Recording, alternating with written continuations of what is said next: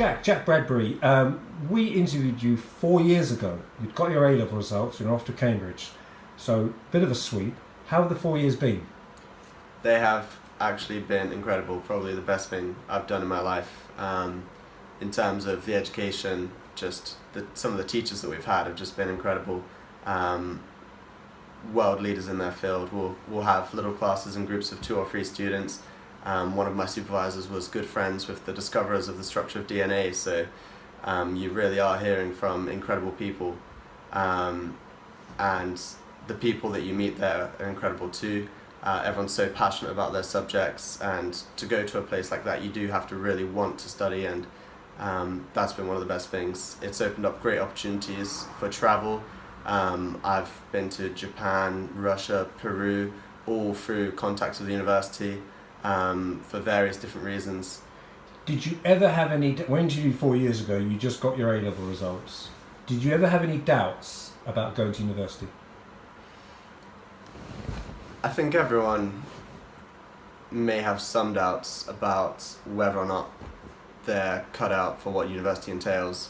It's obviously a difficult level of studying, but for me, I was always determined in what I wanted to do and knew that whatever it took, I would do it.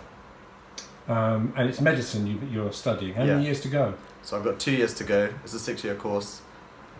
And do you feel at the moment whether you might specialise after you leave?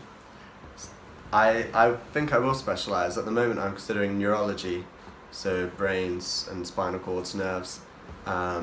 That could change because even after I finish in 2 years, it's still another 5 years or more before I will have specialised, so I could change my mind. There are young people in Harlow who in a few weeks' time are going to be getting their results and are going to have to make big decisions.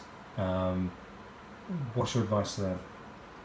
My advice is don't underestimate yourselves. Don't be put off from applying to good universities because you don't lose anything by applying.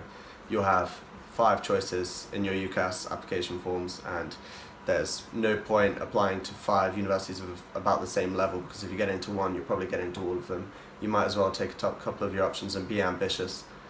What about the financial implications? How do you approach that? So I can only speak from my experiences at Cambridge, but they have lots of measures in place so that finances should not rule out anyone.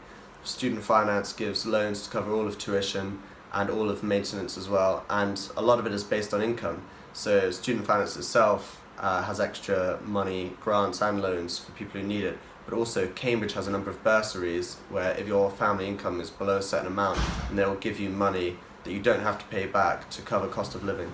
But you're a student, you went to university, you're a Harlow boy who went to university in 2014. That's right. This is a Harlow boy who went to university in 1981. I got a full grant. I got travelling expenses to go all the way to Scotland. So are we different, or do you still see it's an opportunity, like I did, to go to university and better yourself? It's still an opportunity that you can't miss. I think so many people are going to university these days. Obviously, it's a little bit harder because you do know that you have to pay back that student finance one day, but it is quite well means tested, and if after a certain number of years, 30 years I think for English students at English universities, if you haven't paid it off, it just gets written off. So if you earn under a certain salary, then you never pay any of it back. Okay. You may not know, about 20 odd years ago, a pupil from Burton Mill went to interview at Cambridge, got a bit of a hard time in the interview from being from Harlow, and it made the nationals. Have you ever had a hard time up at Cambridge from being from Harlow? I think a lot's changed since then. The access teams at universities like Cambridge are working really hard to ensure that people from all different backgrounds can have access to these universities. On your form, they will see where you've come from, and you'll get credit essentially for having done well in an area where not many people go on to higher education. And have you developed any interests, any hobbies that you didn't have when you lived here? Well, I've kept on with some of my hobbies that I did have, like football and other things like that, and foreign languages, but I've definitely picked up a few new activities as well. I've got involved in a lot of societies, so I've just founded a society at Cambridge for a charity called MedLife. So we send people to countries such as Peru, Ecuador, Tanzania, to help in medicine and education and development of community projects. You mentioned Peru a couple of times. What did you like about Peru? The food, but also just the people. So in the projects that we did, the idea behind it was that we did 50% of the work and provided 50% of the materials, and so did the people from the community. And so when we were working together, they obviously were really grateful that we were helping to improve the communities that they live in.